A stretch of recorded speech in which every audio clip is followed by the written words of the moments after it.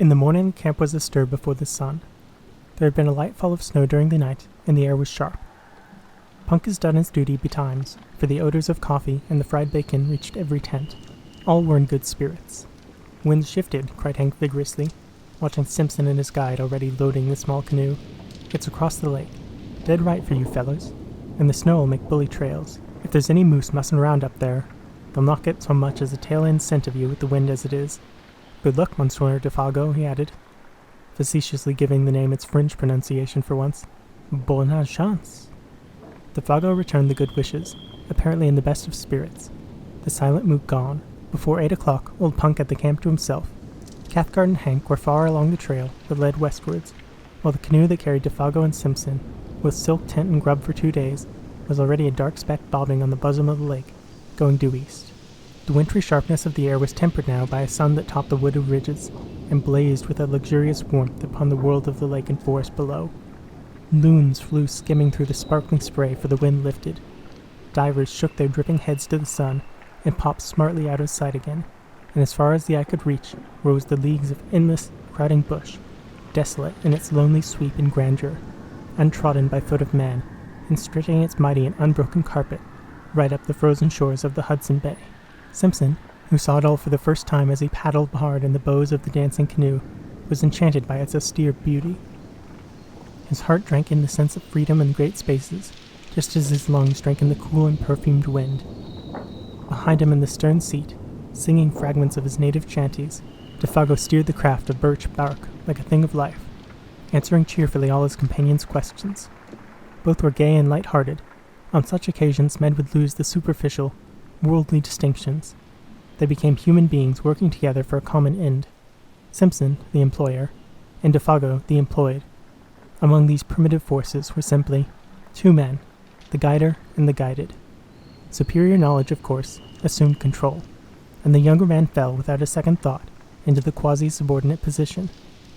He never dreamed of objecting when Defago dropped the mister and addressed him as, "Say, Simpson," or "Simpson, boss," which was invariably the case before they reached the farther shore, after a stiff paddle of 12 miles against a headwind. He only laughed, and liked it, then ceased to notice it all. For this divinity student was a young man of parts and character, though as yet, of course, untraveled.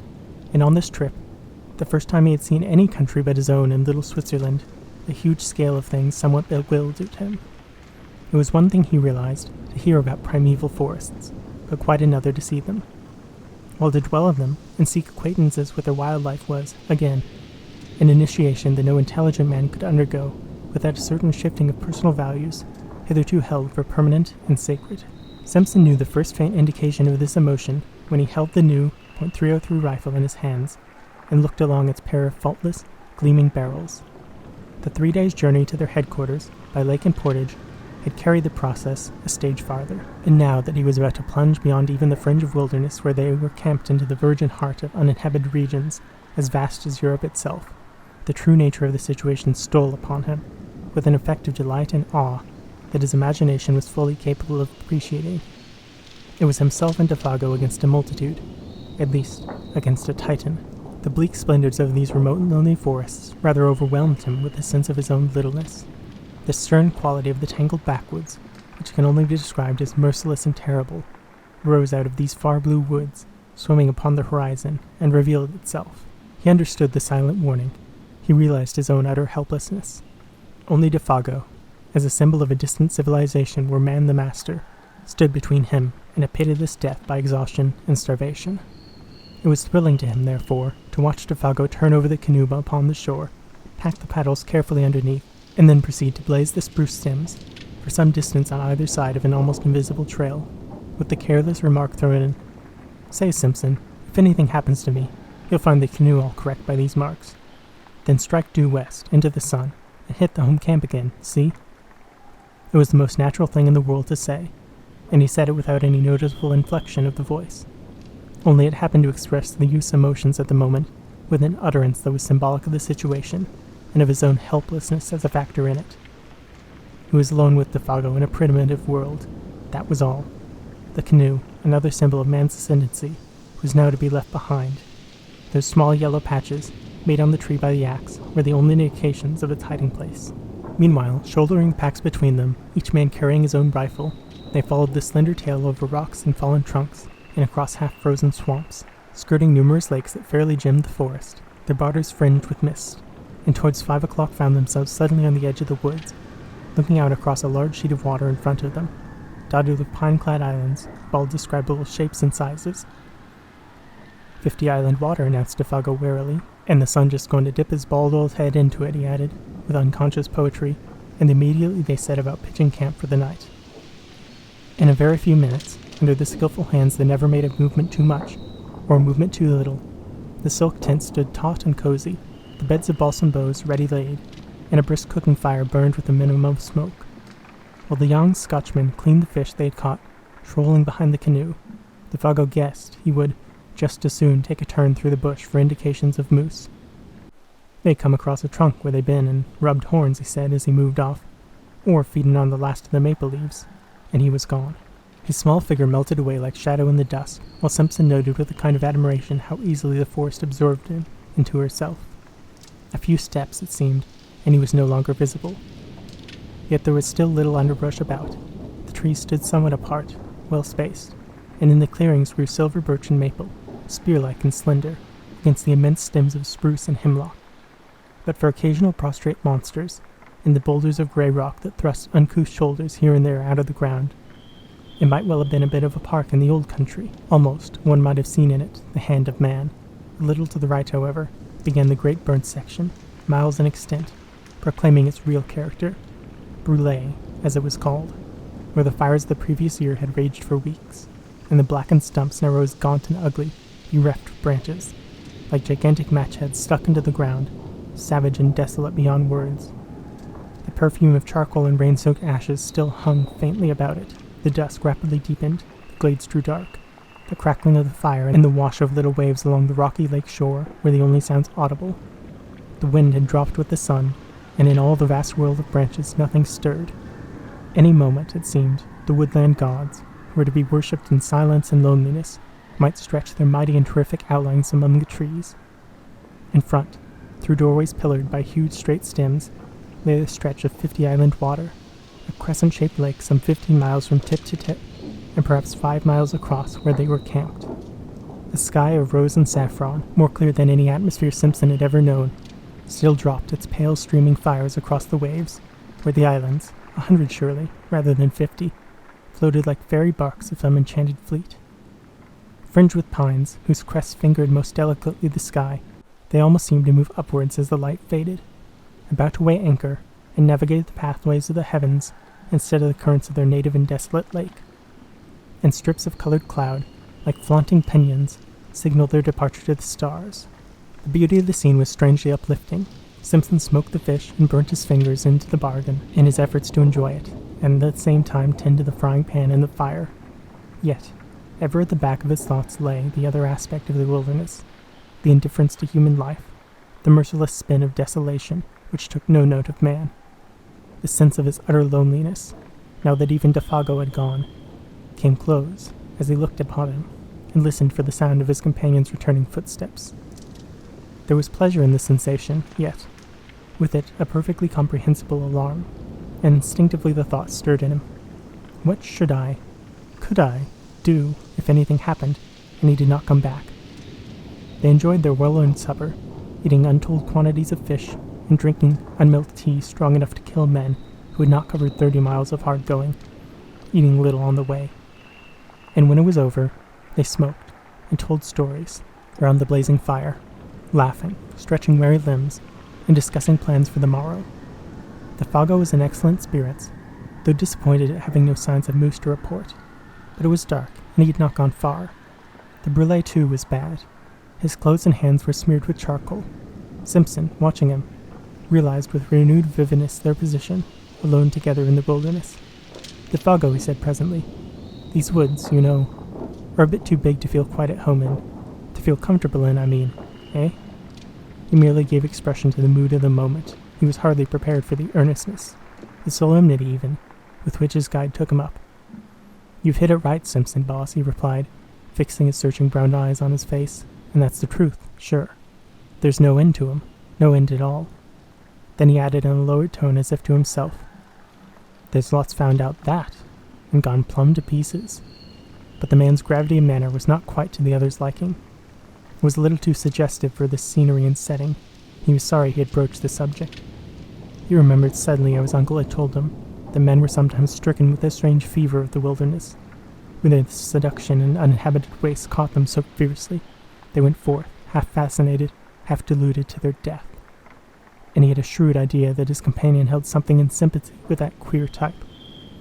He led the conversation onto other topics, onto Hank and the doctor, for instance, and the natural rivalry as to who would get the first sight of moose. "If they went due west," observed Defago carelessly, "there's 60 miles between us now, with old Punk at halfway house, eating himself full to bustin' with fish and coffee." They laughed together over the picture, but the casual mention of 60 miles again made Simpson realize the prodigious scale of this land where they hunted. 60 miles was a mere step. 200 little more than a step. Stories of lost hunters rose persistently before his memory. The passion and mystery of homeless and wandering men, seduced by the beauty of the great forests, swept his soul in way too vivid to be quite pleasant. He wondered vaguely whether it was the mood of his companion that invited the unwelcome suggestion with such persistence. "Sing a song, Defago, if you're not too tired," he asked. "One of those old Voyager songs that you sang about the other night." He handed his tobacco pouch to the guide, and then filled his own pipe, while the Canadian, nothing loath, sent his light voice across the lake in one of those plaintive, almost melancholy chanties with which lumbermen and trappers lessen the burden of their labor.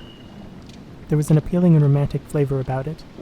Something that recalled the atmosphere of the old pioneer days, when Indians and wilderness were leagued together, battles frequent, in the old country farther off than it was today.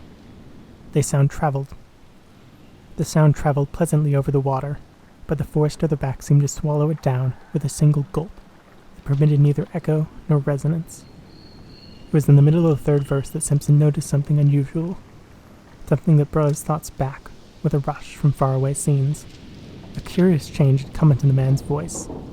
Even before he knew what it was, uneasiness caught him, and he looked up quickly. He saw that Defago, though still singing, was peering about him into the bush, as though he heard or saw something.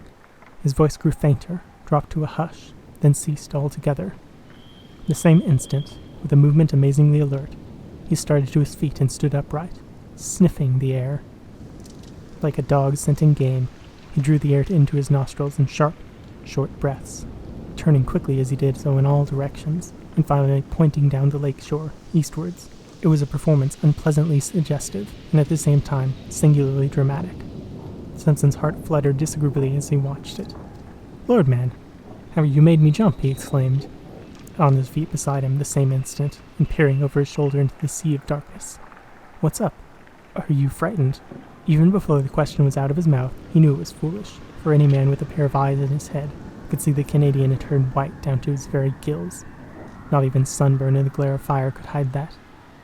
The student felt himself trembling a little, weakish in the knees. "What's up?" he repeated quickly. "Did you smell moose, or anything queer, anything wrong?" He lowered his voice instinctively. The forest pressed around them with its encircling wall. The near trees' stems gleamed like bronze in the firelight. Beyond that, blackness, and as far as he could tell, a silence of death. Just behind them, a passing puff of wind lifted a single leaf, looked at it, then laid it softly down again without disturbing the rest of the convoy. It seemed as if a million invisible causes had combined just to produce that single visible effect. Other life pulsed about them, and was gone. Defago turned abruptly. The livid hue of his face had turned to a dirty gray. "I never said I heard or smelt nothin'," he said, slowly and empathetically, in an oddly altered voice that conveyed somehow a touch of defiance.